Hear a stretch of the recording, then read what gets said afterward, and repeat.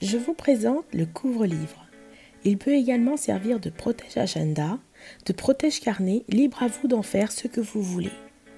Vous pouvez également l'adapter aux dimensions souhaitées. Je le réalise avec des matériaux de récupération. Les finitions sont réalisées avec ma machine à coudre et les embellissements sur le marque-page avec des perles en pâte polymère. Mais aujourd'hui, je vais vous apprendre à réaliser le vôtre avec le minimum de matériel et toujours de la récupération.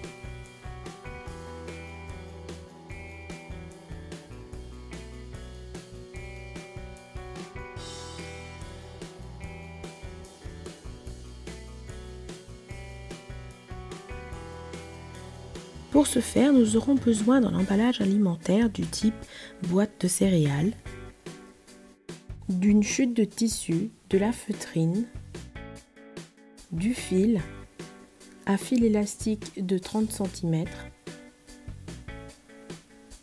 de la colle en gel ou de la colle en spray ou du scotch double face, du scotch, un bouchon ou une perforatrice spéciale pour perforer les angles, une paire de ciseaux et une règle. Il nous faut prélever un rectangle de 27 sur 19 cm.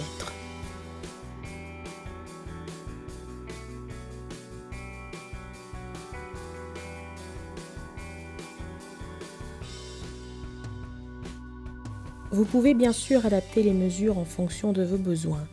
Ici, il s'agit des dimensions pour un livre de poche avec une épaisseur maximale de 3 cm.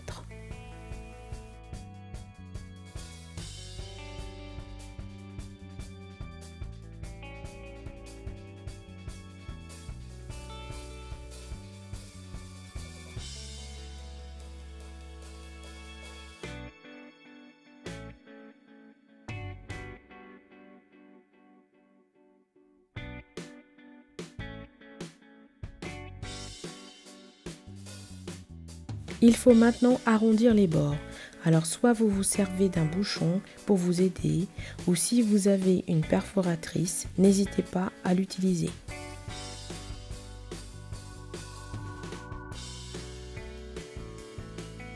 Maintenant que les bords sont nets, nous allons maintenant nous occuper de l'habillage avec le tissu.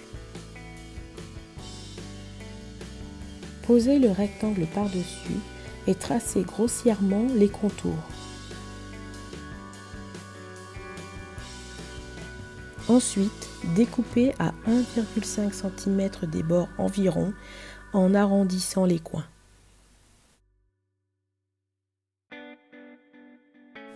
Afin de coller le carton et le tissu, vous avez plusieurs options, soit la colle en gel, soit le scotch double face, ou soit, comme je vais l'utiliser, la colle en bombe. Une fois vaporisé, j'attends une dizaine de minutes avant d'assembler les deux éléments.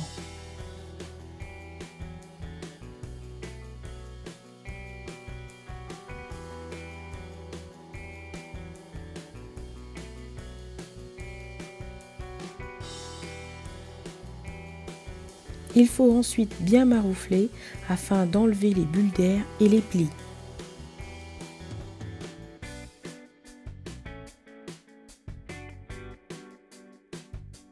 Pour rabattre le tissu sur le carton, il y a toujours les trois options de collage qui sont la colle en gel, le scotch double face ou comme je l'utilise dans cette vidéo, la colle en spray.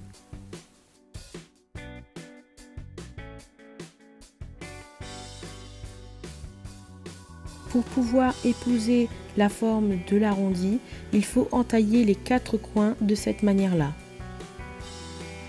Il ne reste plus qu'à rabattre le tissu et à maroufler.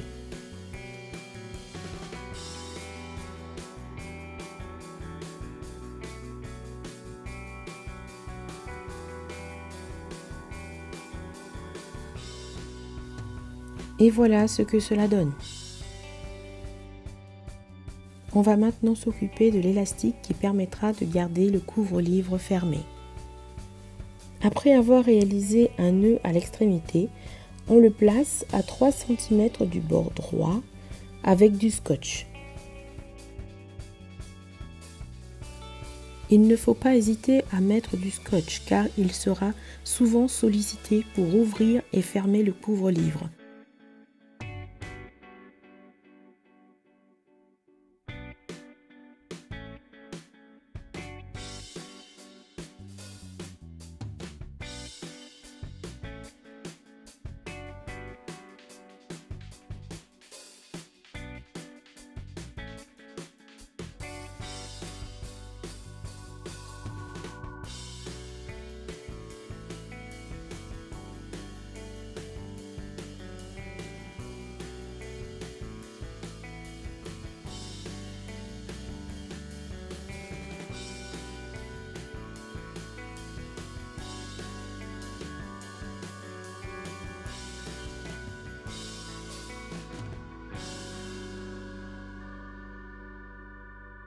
On va maintenant s'occuper de la doublure.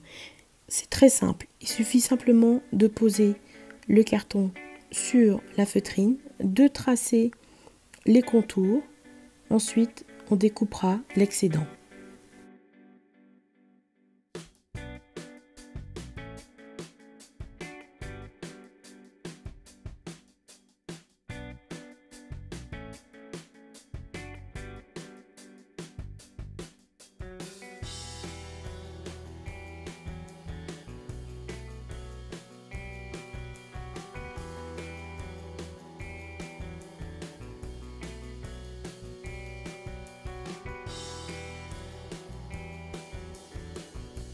Il faut maintenant coller les deux éléments. Utilisez la colle que vous désirez.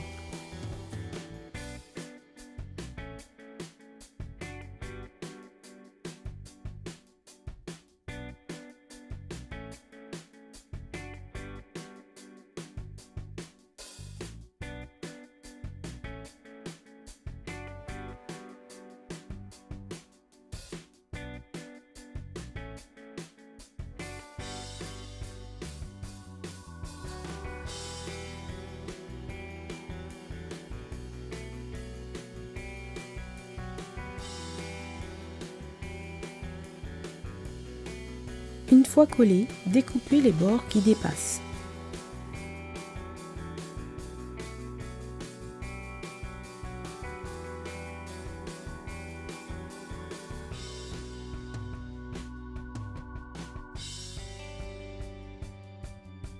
On va maintenant s'occuper des languettes qui retiendront le livre.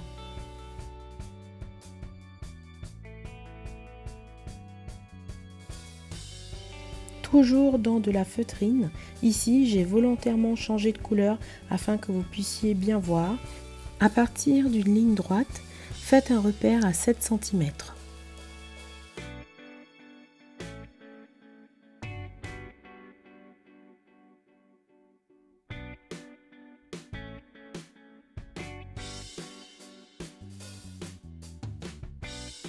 Calez le couvre-livre sur ces repères et tracez les contours.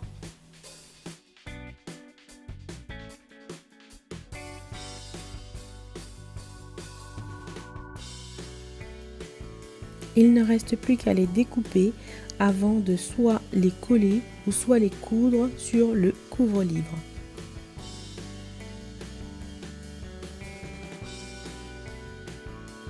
Pour les coller, il faudra utiliser la colle en gel sur les contours, sauf sur le bord intérieur. Afin que les pièces soient bien assemblées, posez un poids dessus et laissez sécher. Si vous désirez un couvre-livre un peu plus solide, avec des finitions un peu plus abouties, passons à la couture. Il faudra environ 2 mètres de fil à broder.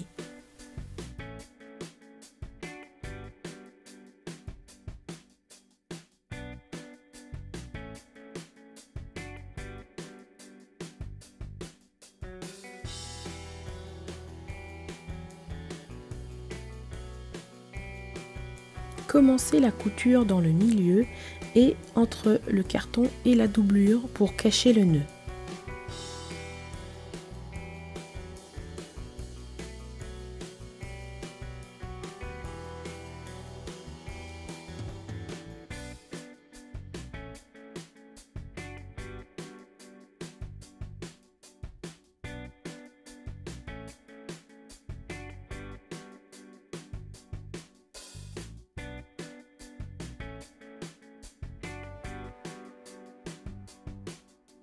Libre à vous de choisir votre point de couture. Ici, je vais réaliser une couture en lacet.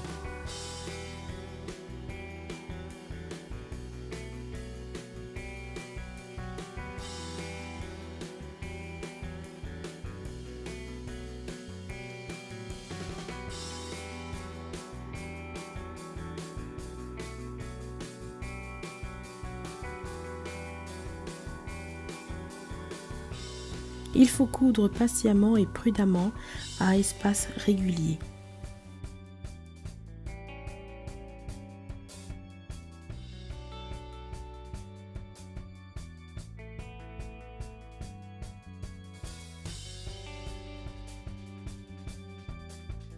Arrivé à la fin, voici comment cacher le nœud.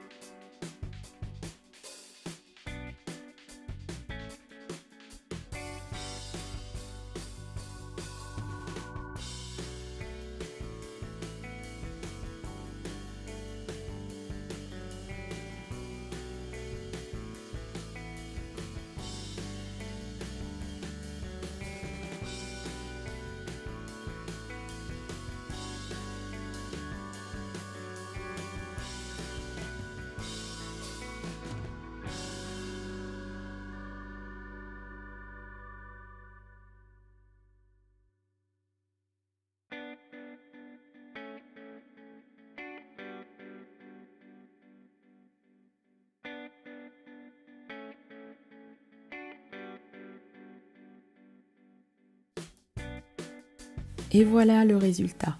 Il est superbe.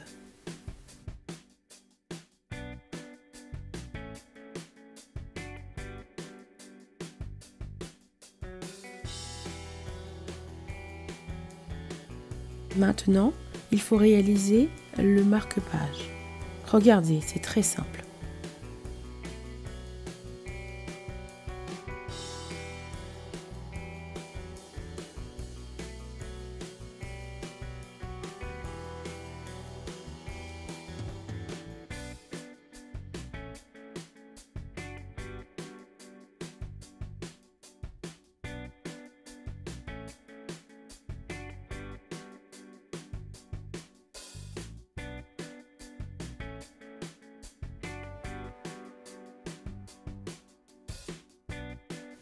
Il ne reste plus qu'à y glisser notre roman favori. Et voilà!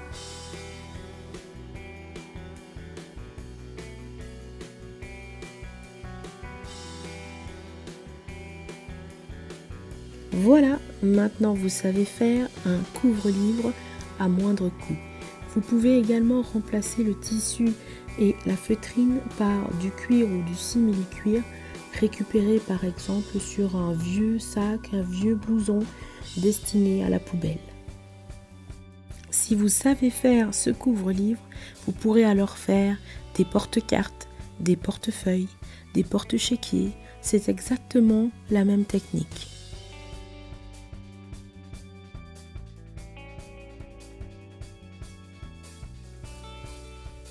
J'espère que cette vidéo vous a plu. J'envoie un spécial coucou aux élèves du collège Jeanne d'Arc qui se reconnaîtront et qui ont assisté à mes ateliers dans le cadre de la semaine du développement durable. Je vous remercie. Je vous invite à me retrouver sur les réseaux sociaux et je vous envoie plein de bisous.